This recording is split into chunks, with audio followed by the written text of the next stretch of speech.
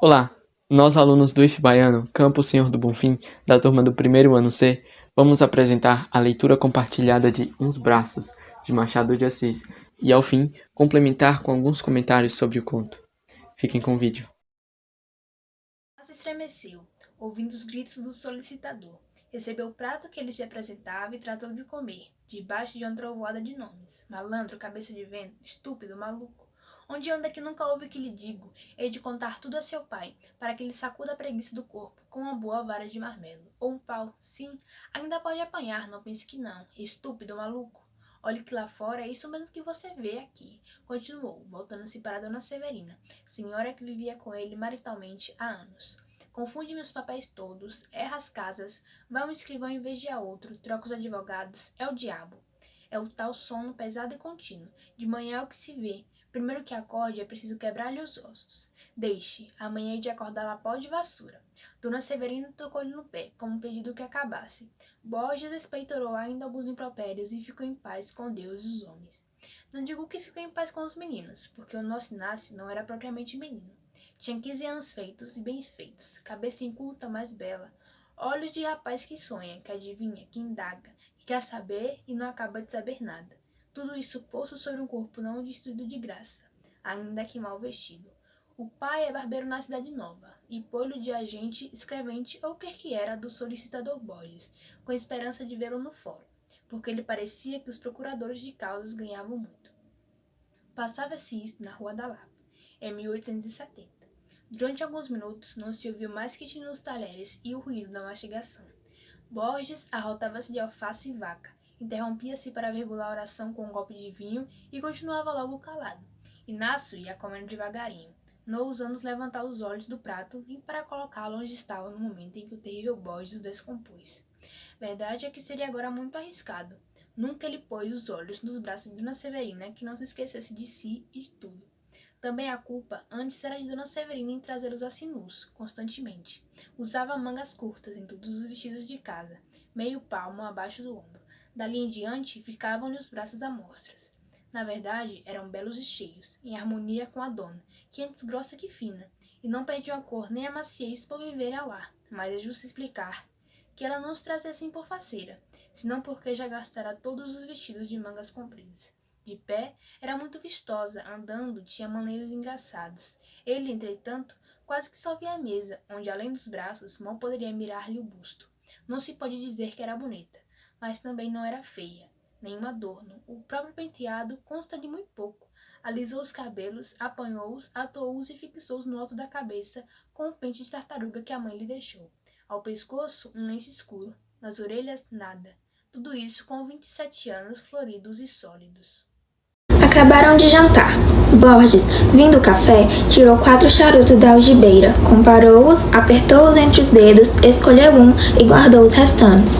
Aceso o charuto, fincou os cotovelos na mesa e falou a Dona Severina de 30.000 coisas que não interessavam nada ao nosso Inácio. Mas enquanto falava, não o descompunha e ele podia devanear a larga. Inácio demorou o café o mais que pôde. Entre um e outro gole alisava a toalha, arrancava dos dedos pedacinhos de pele imaginários ou passava os olhos pelos quadros da sala de jantar, que eram 2, um São Pedro e um São João, registro trazidos de festas encaixilhadas em casa. Vá que disfarçasse com São João, cuja cabeça moça alegra as imaginações católicas, mas com o austero São Pedro era demais. A única defesa do moço Inácio é que ele não via nenhum nem outro, passava os olhos por ali como por nada. Via só os braços de Dona Severina, ou porque sorrateiramente olhasse para eles, ou porque andasse com eles impressos na memória. Homem, você não acaba mais? Bradou de repente o solicitador. Não havia remédio. Inácio bebeu a última gota, já fria, e retirou-se, como de costume, para o seu quarto, nos fundos da casa. Entrando, fez um gesto de zanga e desespero, e foi depois encostar-se em uma das 2 janelas que davam para o mar. 5 minutos depois, a vista das águas próximas e das montanhas ao longe restituía-lhe o sentimento confuso, vago e inquieto que lhe doía e fazia bem, alguma coisa que deve sentir a planta quando abotou a primeira flor. Tinha vontade de ir embora e de ficar. Havia 5 semanas que ali morava e a vida era sempre a mesma. Sair de manhã com Borges, andar por audiências e cartórios, correndo, levando papéis ao selo, ao distribuidor, aos escrivãos, aos oficiais de justiça. Voltava à tarde, jantava e recolhia-se ao quarto. Até a hora da ceia, ceava e ia dormir. Borges não lhe dava intimidade na família, que se compunha apenas de Dona Severina. Nem Inácio a via mais de 3 vezes por dia, durante as refeições. 5 semanas de solidão, de trabalho sem gosto, longe da mãe e das irmãs. 5 semanas de silêncio, porque ele só falava uma ou outra vez na rua. Em casa, nada. Deixe estar, pensou ele um dia. Fujo daqui e não volto mais. Não foi. Sentiu-se agarrado e acorrentado pelos braços de Dona Severina. Nunca vira outros tão bonitos e tão frescos. A educação que tivera não lhe permitia encará-los logo abertamente. Parece até que o princípio afastava os olhos, vexado. Encarou-os pouco a pouco, ao ver que eles não tinham outras mangas, e assim os foi descobrindo, mirando e amando. No fim de 3 semanas, eram eles, moralmente falando, as suas tendas de repouso. Aguentava toda a trabalheira de fora, toda a melancolia da solidão e do silêncio, toda a grosseria do patrão, pela única paga de ver, 3 vezes por dia, o famoso par de braços. Naquele dia, enquanto a noite ia caindo e Inácio tirava-se na rede, não tinha ali outra cama, Dona Severina, na sala da frente, recapitulava o episódio do jantar, e pela primeira vez desconfiou. Alguma coisa rejeitou a ideia logo, uma criança, mas há ideias que são da família das moscas teimosas. Por mais que a gente as sacuda, elas tornam em pousa. Criança tinha 15 anos, e ela advertiu que entre o nariz e a boca do rapaz havia um princípio de rascunho de buço. Que admira que começasse a amar, e não era ela bonita? Esta outra ideia não foi rejeitada, antes afagada e beijada. E recordou, então, os modos dele, os esquecimentos, as distrações, e mais um incidente, e mais outro, tudo era sintomas, e concluiu que sim. "Que é que você tem?" disse-lhe o solicitador estirado no canapé, ao cabo de alguns minutos de pausa. "Não tenho nada." "Nada? Parece que cá em casa anda tudo dormindo. Deixem estar que eu sei de um bom remédio para tirar o sono aos dorminhocos." E foi por ali, no mesmo tom zangado, fuzilando ameaças, mas realmente incapaz de as cumprir, pois eram antes grosseiro do que mau. Dona Severina interrompia-o que era engano, não estava dormindo. Estava pensando na comadre Fortunata. Não a visitavam desde o Natal. Por que não iriam lá uma daquelas noites? Borges Redarguia, que andava cansado, trabalhava como um negro. Não estava para visitas de párola. E descompôs a comadre, descompôs o compadre, descompôs o afilhado, que não ia ao colégio com 10 anos. Ele, Borges, com 10 anos, já sabia ler e contar. Não sabia muito bem, é certo, mas sabia. 10 anos havia de ter um bonito fim.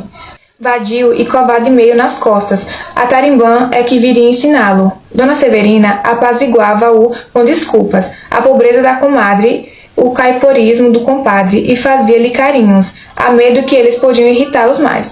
A noite cairá de todo. Ela ouviu o clique do lampião do gás da rua, que acabava de acender, e viu o clarão dele na janela das casas fronteiras. Borges, cansado do dia, pois era realmente um trabalhador de primeira ordem, foi fechando os olhos e pegando no sono, e deixou-a só na sala, às escuras, consigo e com a descoberta que acaba de fazer. Tudo parecia dizer à dama que era verdade, mas essa verdade, desfeita a impressão do assombro, trouxe-lhe uma complicação moral que ela só conheceu pelos efeitos, não achando meio de discernir o que era. Não podia entender-se, nem equilibrar-se. Chegou a pensar em dizer tudo ao solicitador, e ele que mandasse embora o fedelho.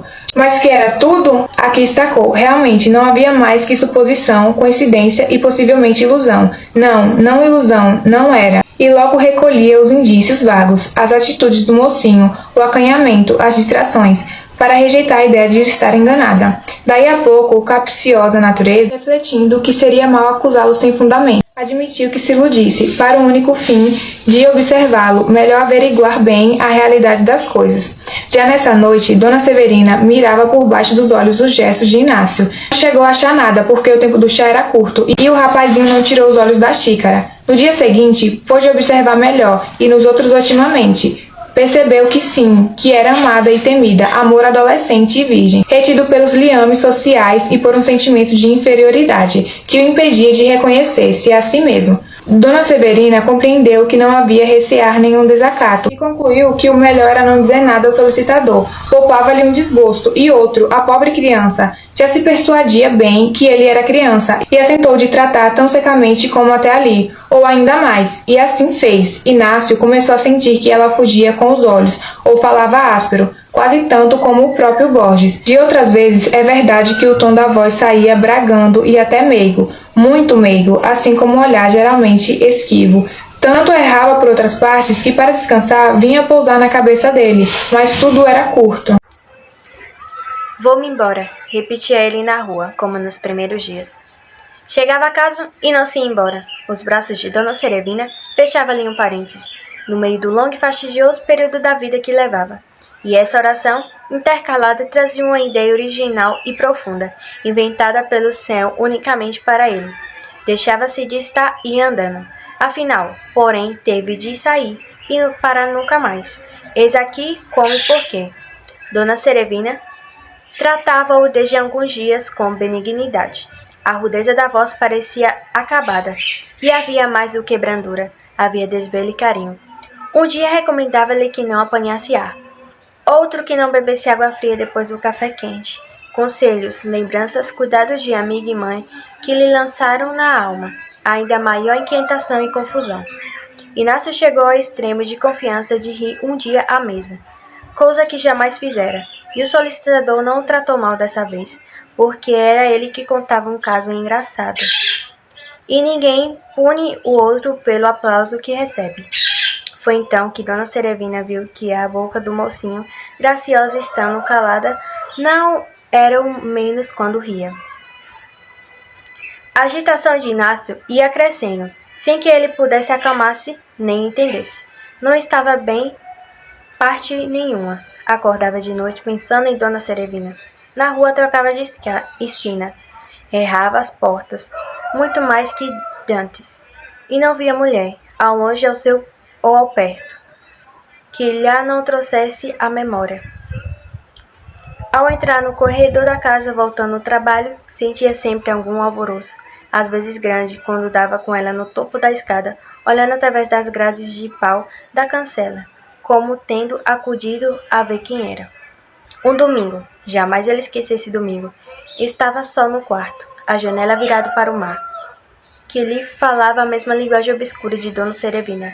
Divertia-se em olhar para as gaivotas, que faziam grandes giros no ar, ou pairavam em cima d'água, ou avoaçavam somente. O dia estava lindíssimo. Não era só um domingo cristão, era um imenso domingo universal. Inácio passava-os todos ali no quarto, ou à janela, ou relendo dos 3 folhetos que trouxera consigo, contos de outros tempos, comprados a tostão, debaixo do passadiço Lago do Passo. Eram 2 horas da tarde. Estava cansado, dormira mal à noite, depois de haver andado muito na véspera. Estirou-se na rede, pegou um dos folhetos, A Princesa Magalona, e começou a ler. Nunca pôde entender por que é que todas as heroínas dessas velhas histórias tinham a mesma cara e talhe de Dona Serevina, mas a verdade é que os tinham. Ao cabo de meia hora, deixou cair o folheto e pôs os olhos na parede, donde, 5 minutos depois, viu sair a dama dos seus cuidados. O natural era que se espantasse, mas não se espantou. Embora, com as pálpebras cerradas, viu-a desprender-se de tudo, parar, sorrir e andar para a rede. Era ela mesma, eram os seus mesmos braços. É certo, porém, que Dona Severina tanto não podia sair da parede, dado que houvesse ali porta ou rasgão, que estava justamente na sala da frente, ouvindo os passos do solicitador, que descia as escadas. Ouviu-o descer, foi à janela vê-lo sair, e só se recolheu quando ele se perdeu ao longe, no caminho da Rua das Mangueiras. Então entrou e foi sentar-se no canapé. Parecia fora do natural, inquieta, quase maluca. Levantando-se, foi pegar na jarra que estava em cima do aparador e deixou-a no mesmo lugar. Depois, caminhou até a porta. Deteve-se e voltou, ao que parece, sem plano. Sentou-se outra vez, 5 ou 10 minutos.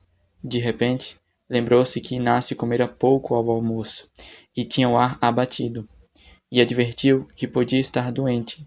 Podia ser até que estivesse muito mal. Saiu da sala, atravessou rasgadamente o corredor e foi até o quarto do mocinho, cuja porta estava escancarada. Dona Severina parou, espiou, deu com ele na rede, dormindo, com o braço para fora e o folheto caído no chão. A cabeça inclinava-se um pouco do lado da porta, deixando ver os olhos fechados, os cabelos revoltos e um grande ar de riso e de beatitude. Dona Severina sentiu bater-lhe o coração com veemência e recuou. Sonhara de noite com ele. Pode ser que ele estivesse sonhando com ela. Desde madrugada, que a figura do mocinho andava-lhe diante dos olhos, como uma tentação diabólica. Recuou ainda, depois voltou. Olhou 2, 3, 5 minutos ou mais.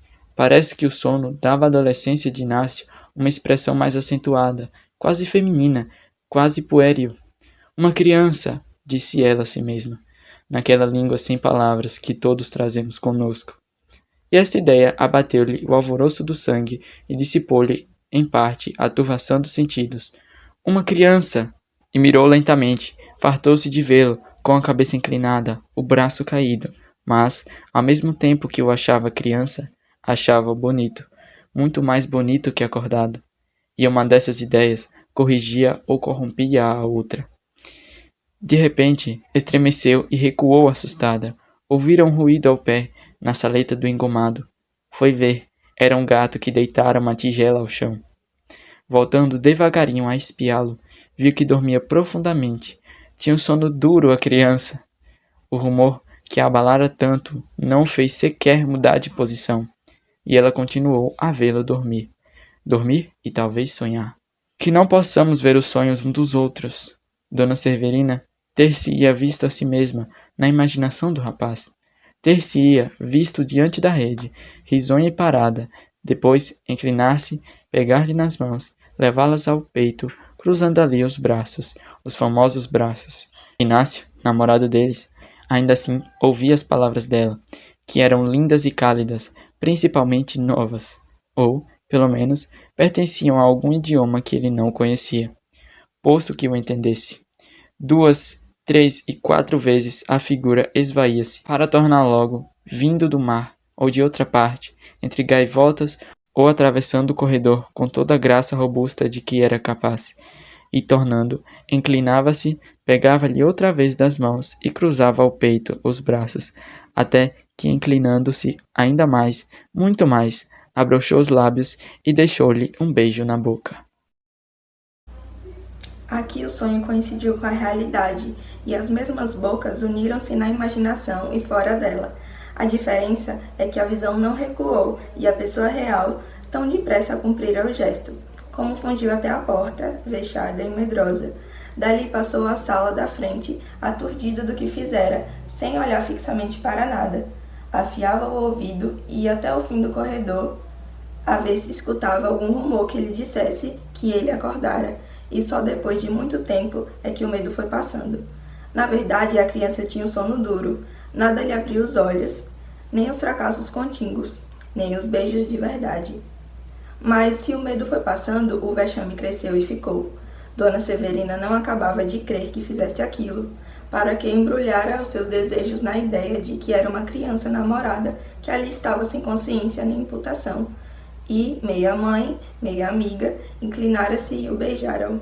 Fosse como fosse, estava confusa, irritada, aborrecida, mal consigo e mal com ele.